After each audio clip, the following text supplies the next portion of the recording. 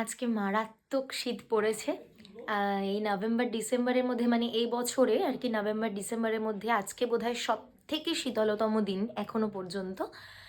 তো তোমাদের সাথে একটা জিনিস শেয়ার করছি। গতকাল এই চকলেট কেকটা বানিয়েছিলাম, তো সেটার রেসিপিটা রইলো তোমাদের জন্য। সেদিন ভ্যানিলা কেকটা বানিয়েছিলাম বলে মনে হলো নেক্সট চকলেটই বানাই।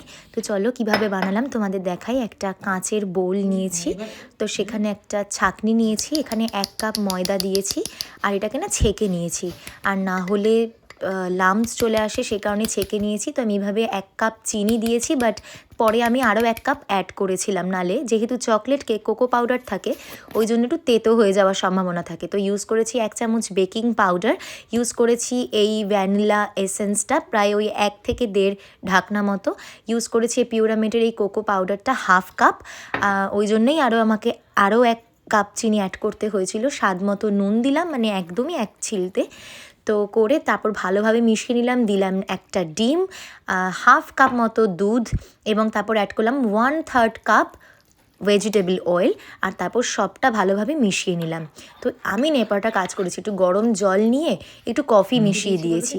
তারপর সেটাকে মেশানোর পর যে ফ্লেভারটা অ্যাড হয়েছিল অসাধারণ হয়েছিল। তো তারপর একটা বাউলের মধ্যে একটু তেল ব্রাশ করে নিয়ে ময়দা ছিটিয়ে তার মধ্যে এই পুরো ব্যাটারটাকে ঢেলে দিলাম। তো সেটার ভিডিওটা আমি নিতে ভুলে গেছিলাম। তারপর আমি দিয়ে দিলাম মাইক্রোওয়েভে।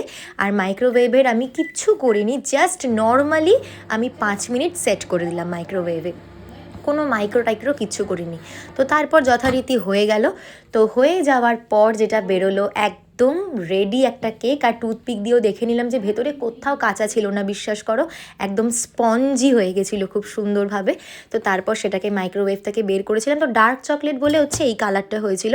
তো ভিডিওটা কেমন লাগলো তোমরা কিন্তু বানাতে পারো। দেখা হচ্ছে পরে ভিডিও।